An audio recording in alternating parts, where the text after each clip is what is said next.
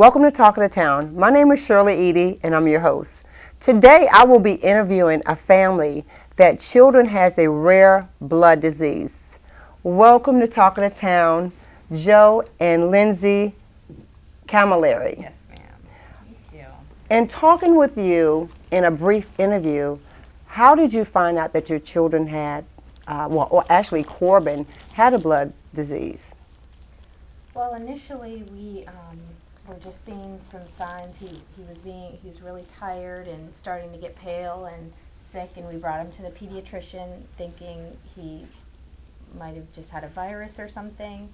And when we went to the pediatrician, they did a quick hemoglobin prick on his finger, and that level was undetectable at the time. So they sent us immediately to the pediatric ER at Shands.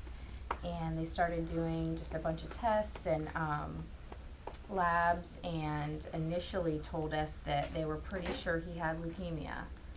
And as we were processing all of this, they started to consult with doctors at Wolfson's and hematology, more specialized.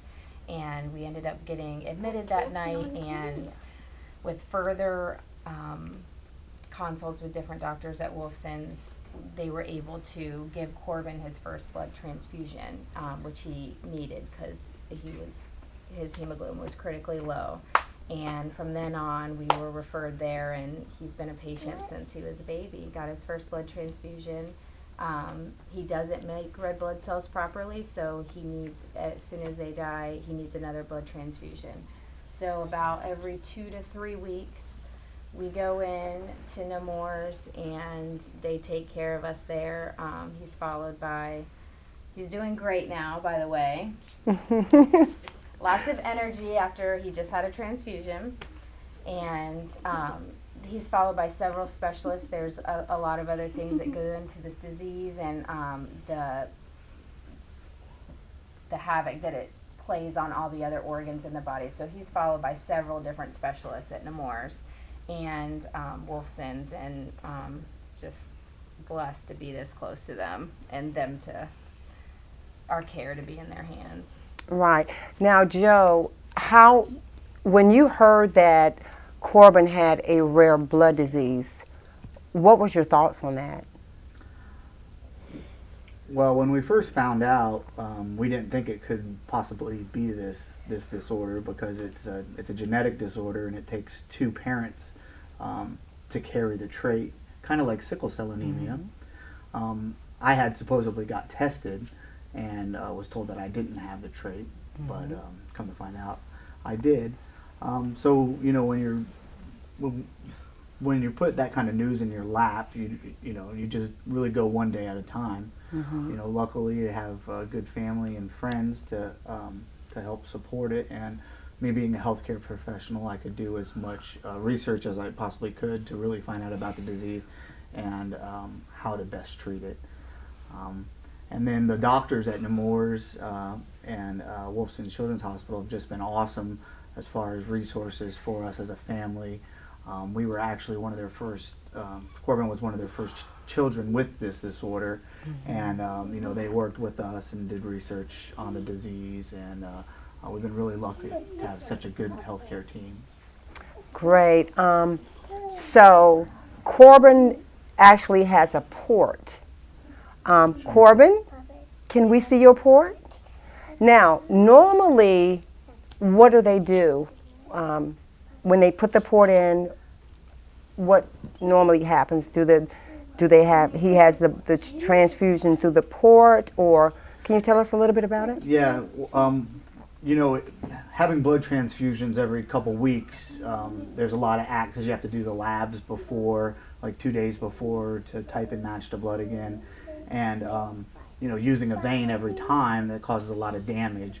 So they do recommend putting a port in. It's just about an hour-long surgery where they just put a little incision here and place the port under the skin, and then run kind of a tube up into his neck and put it into the artery up there. Mm-hmm. And then at every transfusion, they just access the port, and then the blood goes directly into his his cardiovascular system. Okay. He's on his second port. Yeah, and this was actually, the first one broke. They last about 3 years. The first one broke, so this one's the second one. He broke the port. Well, Corbin, tell me about when you was in the hospital. I heard you, for one Christmas, you had so many toys. Tell me about it. It was fun? Did you like going to Wolfson's? And the doctors are very nice at Wolfson. You're going to be a model. Tell me about the fashion show. Tell me about the fashion show, Corbin. I don't know that. Okay, that's okay. Now, Kelly, Callie? how old are you? 5,005. You're 5? You're beautiful. Now, does Kelly have traces of the... She does not carry the trait. Okay. No, She's complete opposite end of the genetically. spectrum. Okay. Yeah, one of the possible cures is a sibling-matched blood or bone marrow transplant. So we were pregnant with Callie when we found out Corbin had it. So we kept the cord blood and sent it away for genetic testing. And Callie's not even a carrier of the trait, and they said she's as far away from a genetic match possible with the same parents. Right, yeah. So there is no hope with that. Okay. And so, you mentioned to me about Kai. And so Kai also has the rare disease. And so to have 2 children, with the rare disease, is it hard, or what type of help do you get as far as, outside help to sponsor, what? Really not, I mean, family and friends, again, is really our support system. We knew what we were getting into. We kind of wanted 3 children all along, but knowing that we have a 25% chance of having another child with this condition, we really didn't know how to handle that. So after, talking, we decided that we were going to just adopt the child. And then we said, well, why not help a child that has this condition? Yes. And She wants to be in. She wants to be a part of it. So we come decided on. to adopt a child with the disease. So we knew what we were getting into, and I think our health system here is much more advanced than they have in China. There's a big blood shortage in China. Not many people donate blood over there. So it was really an easy decision, and he has really prospered since he's been home about a year now, and he's doing very well. Yeah, Kai is a little shy. Kai, would you like to say hi? Okay, Oh. Who's your favorite nurse? Monica. Who's your favorite nurse? Who's your favorite nurse when you get your transfusions? Oh. Do you know? Wonka. Miss She Wonka? knows. She loves to go to transfusions. Oh, really? Okay, well, that's okay. A little heartbreaker Yes. there. Yeah, yeah, he's Everybody such a loves Kai. sweetheart, yes. Well, if someone would like to sponsor or donate, time or something to helping you, how would they go about it? Well, I mean, you can donate to the Wolfson's Women Club, and they do sponsor the hospital, which in turn trickles down to us. They buy equipment, and our stay when we were inpatient in the new building was just spectacular. All the records are on the same computer system, so the doctors there knew exactly what was going on at the clinic visits, and it was just a great transition. I feel Corbin got the best care possible by having that that kind of system. Okay. And the boys get a specialized MRI every year for the iron buildup in their heart and liver, and not a lot of institutions have that equipment, and Wolfson's has it, and we're able to get it here, where when Corbin was first diagnosed, there was only 2 places in the country, and now Wow. he can get that here, and he's been able to since his 2nd year here. And so they've done a lot for us. I mean, technology wise, the support system, like Joe was saying, our family, but I mean, the staff at Nemours, Wolfson is like our family. We're there every month. I mean, we see several, specialties, and they coordinate our care throughout. They remind us when tests are due, when annual labs are due, and I mean, they have special things for our boys when they come. They have their special seats. They know them. Everybody, I mean, they know how to make them laugh. They know how, they know their personality. They know the right questions to ask. Who needs extra care? Who needs, who likes to help do their blood? And so, I mean, it's really, if you've ever been somewhere else, coming back to Wolfson's, I really realize the specialized care that we get and the empathy and love throughout. I mean, it's not just, for them, it's for the parents too. Right, yeah. I mean, they do, amazing things for us. Well, thank you so much for coming on and talking about your experience and bringing your beautiful children to, just share with us about how the Wolfson Children's Hospital and especially the Women's Board has played a part in the children's overall recovery. Yeah, they've really helped us. They've helped us be able to advocate for our sons and, have our voice heard. They've helped us, just fundraising in turn, we really appreciate it. Thank you. Well, thank you. Just remember for our kids that everyone, if you can, please give blood, because you never know whose life you're going to save. Yes. Our children, we use 2 units every 2 weeks, so we definitely need more blood out there. Kai's pretty rare; he's O positive. Corbin's luckily a universal recipient, but everybody needs blood, and if you can, please donate. Okay. All right. Thank you so much.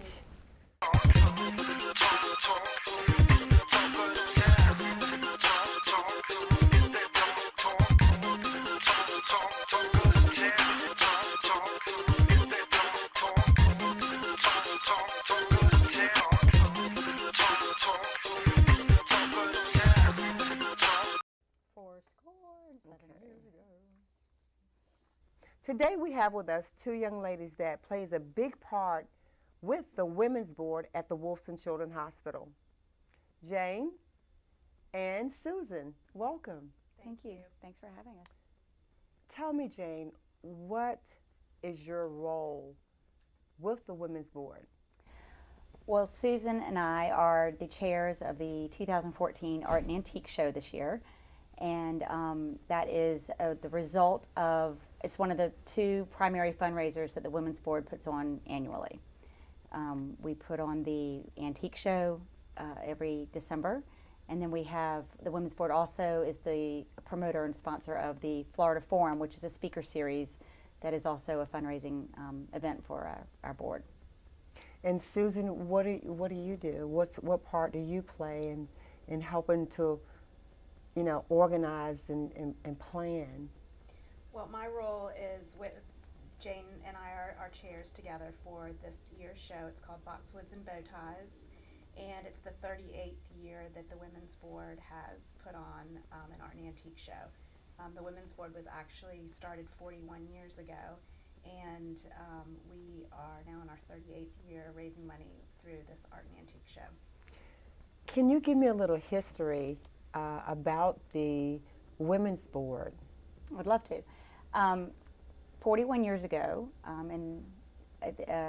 twins were born to a local family here, and the twins were premature, and the hospital had enough equipment to handle and support the lungs and heart of one, and so the twins would take turns.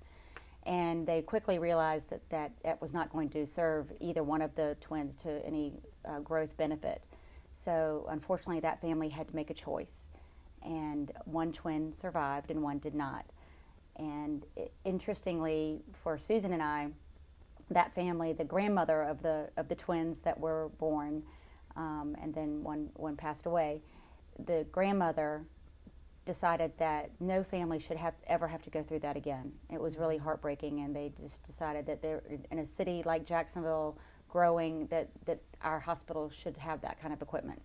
So that grandmother, Ellen Cavert, turned to all of her friends in the community and gathered 40 women strong, and they all agreed that they could raise money to donate back to the hospital so that they would have the right types of equipment. The president of the Women's Board currently, her name is Grace Martin Sarber. She is the older sister of the surviving twin. So it's her grandmother that founded the Women's Board originally 41 years ago, and she is the current president for the Women's Board. And the Women's Board is a completely volunteer organization. We are over 400 members strong, and we, even from the president to the chairs of the different events, we are completely volunteer driven and volunteer based. So 100% of what we raise goes back to the hospital. Right, right. And Susan, you volunteer your time with Boxwood and Bow Ties.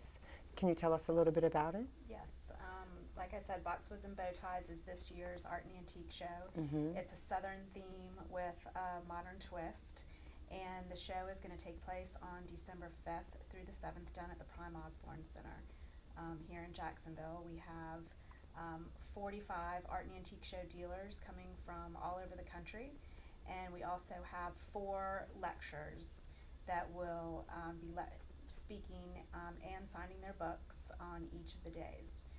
We also, which is really the heart and the soul of what the Women's Board does, is raise money for Wolfson Children's Hospital. So the children are very important to us, and the way we support the children and celebrate the children is that every year the Art and Antique Show puts on a children's fashion show.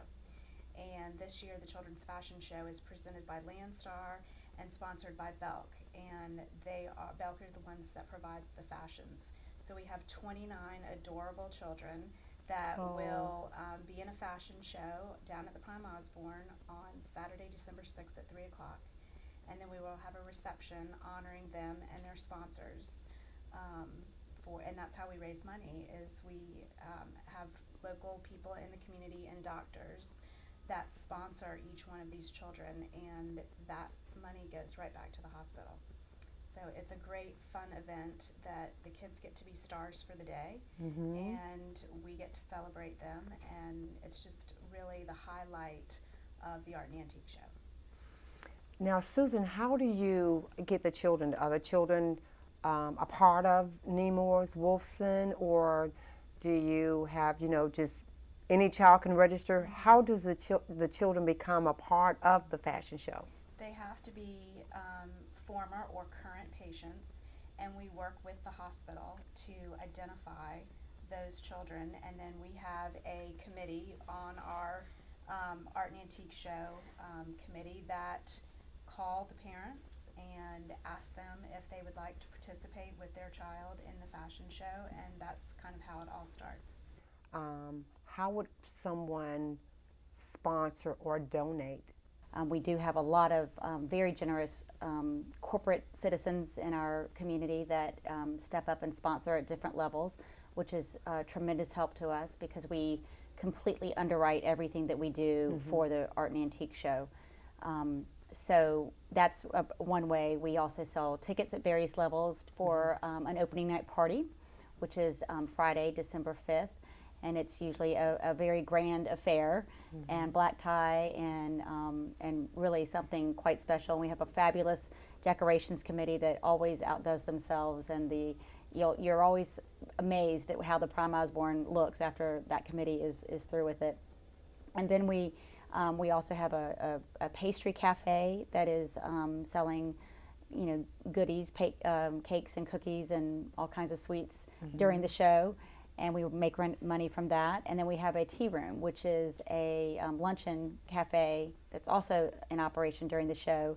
And this year we have 3 very generous restaurants that are sponsoring lunches at the tea room, and that's the Brick, Bistro X, and Black Sheep. And so there'll be lovely lunches available, and we make proceeds from that as well. Then we have the lecturers that come in, and we sell books that the lecturers sign as well. So there's many different ways, and none is least important or more important than the next. And we really encourage people that have never come to see the antique show. To buy tickets. It's $15 entrance fee just to walk the show, and it's really quite a wonderful experience. And you will have a lot of vendors there, or how would someone become a vendor? Well, we have a lot of our art and antique show dealers have been coming to the show for many, many years. And the way we do that is we call each one of them after the show and to see if they'd like to come back. And then depending on our floor plan and how many dealers we need each year, we might have to go out and find new ones. We have a show manager that works with us, and he's in the antique industry, and so he knows all the antique dealers and the art dealers and helps us to identify potential dealers for the show. Wow, so there is 400 volunteers, and I heard you mention that, and I was sitting here thinking 400 volunteers that come out and donate their time, you know, as far as love to the hospital and to the children. If someone wanted to sponsor a family, how would they sponsor a family, Susan? Well, the patients are sponsored for the fashion show, and that's a very generous group of citizens that most of them like to do it year after year. It's quite an honor and a privilege to be able to sponsor these fabulous children. And one of the reasons why I think it's been so successful for us to continue to raise money is each year or ongoing, we target specific fundraising targets. So we are currently in the second year of a 5-year, $4 million commitment to raise money for the Pediatric Surgery Center of Distinction, which is will be a minimally invasive robotic surgery specifically for pediatrics. Oh, wow. So right now, some of the robotics, the Da Vinci machine that we have at Baptist, we share with the adult hospital and then the pediatrics, and it's going to be quite something for us to have the pediatric robotic surgery specifically for the children. For the children, yes.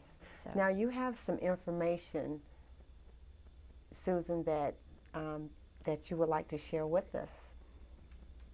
Well, I just brought along our show poster, which basically gives you the theme of the show, and it highlights our lectures that we have 4 lectures coming. They are all very unique and fit the theme of our show, which is the Southern theme. We have Bobby McAlpine and Susan Ferrier coming on Friday, December 5th. And we have Julie Catlin and William Nash that are going to talk about Southern Antiques Redefined. They're Friday, December 5th. Also, Julie Catlin is a Women's Board member, and she does this for us each year. She has her own lecture with William Nash. And then on Saturday, December 6th, we have Jan Showers, and she's from Dallas. And then we also have Jane Schwab and Cindy Smith, and they are great Southern designers, and we're very excited about them. And they're on Saturday afternoon at 1 o'clock. And then our last lecture is on Sunday, December 7th, and that's Julia Reed. And she is an author and an entertainer, and just a great person that also writes for Garden and Gun magazine, which is somewhat how we themed our show, is sort of looked at Garden and Gun and got some great ideas from them. If someone would be interested in contacting you ladies, how would they contact you as far as your email numbers? The Women's Board is the website for the Women's Board itself is the Women's Board WCH.org. So the Women's Board, and then the initials for Wolfson Children's Hospital.org. And you could go on that website and contact us. There's lots of volunteer opportunities outside of the Women's Board. It takes a lot of manpower and a lot of hands and a lot of energy and excitement to put this on. In fact, today I just noticed that we still have 70 volunteer slots available, so I hope that they do. And so through that website, you'll be able to see what volunteer and contact us directly. Then we also have the Women's Board office and staff that could certainly direct anyone to some needs, and that number is 202-2886. Oh, wow. Well, thank you so much for being a part of Talking to Town. Thank you.